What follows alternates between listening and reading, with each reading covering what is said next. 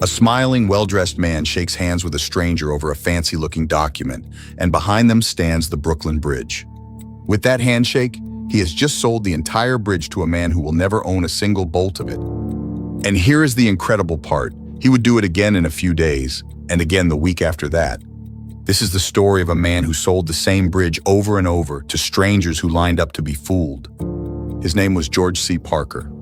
And in early 1900s New York, he may have been the greatest salesman who ever lived. The only problem was that everything he sold, he did not own. New York in those years was a city swollen with new arrivals. Ships full of immigrants poured into the harbor every day, chasing a dream with savings sewn into their coats. They had no idea how the city truly worked, and to a man like Parker, that made them the perfect audience. He was charming, well-spoken, and always dressed like a man of importance. He did not pick pockets, and he did not use force. His only weapon was his voice and a stack of official-looking papers. Because Parker had learned a strange truth. Show a man a document with a gold seal, and he will believe almost anything. So Parker set his eyes on the biggest prize in the city, the Brooklyn Bridge, the great stone and steel wonder that everyone in New York adored. It was famous, it was enormous, and best of all, it was not for sale. Which is exactly why nobody expected a man to be selling it. Parker's genius was in the paperwork.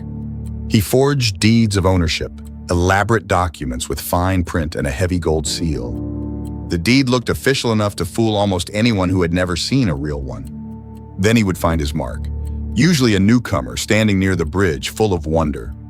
Parker would strike up a warm, friendly conversation and confide in a low voice that he happened to own the bridge.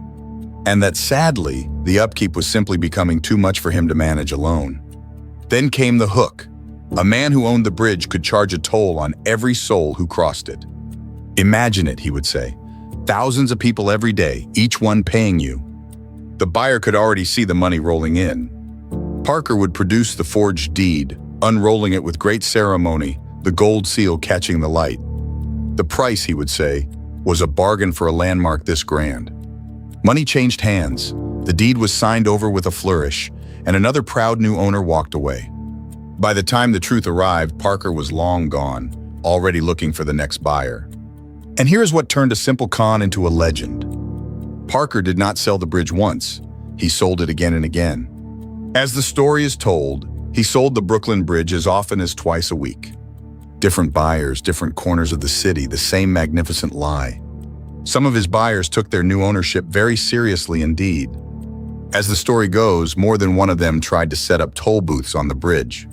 They stood at the entrance, ready to charge every passerby to cross their bridge, until the police arrived, confused, and gently explained that the bridge belonged to the city and the deed was worth nothing. But Parker was only getting started. The bridge was his masterpiece, but it was far from his only property. As it came to be told, he also sold the Statue of Liberty. He sold Madison Square Garden. He sold Grant's tomb, sometimes by claiming to be the general's own grandson. He even sold the Great Metropolitan Museum of Art. Landmark after landmark, none of them his, all of them for sale. He set up fake offices to look legitimate, complete with paperwork and a professional air. And for years, the newcomers kept coming, the deeds kept selling, and he turned the whole city into his private catalog. But no con, however brilliant, runs forever. Over the years, the complaints piled up, and Parker was arrested more than once. Each time, with his silver tongue, he found a way to slip free. But the law was patient, and eventually it caught up with him for good. In 1928, George C. Parker was convicted of fraud one final time.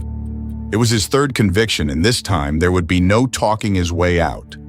He was sentenced to life in prison, and the great salesman was sent up the river to Sing Sing. There, the man who had sold half of New York finally ran out of things to sell. But even behind those walls, they say he never lost his charm. Guards and prisoners alike loved to hear him tell his stories. He remained, to the end, a showman. George C. Parker died in Sing Sing in 1936. But the legend he left behind never went to prison with him. Because every time someone falls for a story that is too good to be true, his ghost is in the room. He gave the world one of its most famous warnings of all. If you believe that, I have a bridge to sell you. He never owned a single brick of it, and yet he sold it 100 times over with nothing but a smile and a gold seal. That is crooked genius.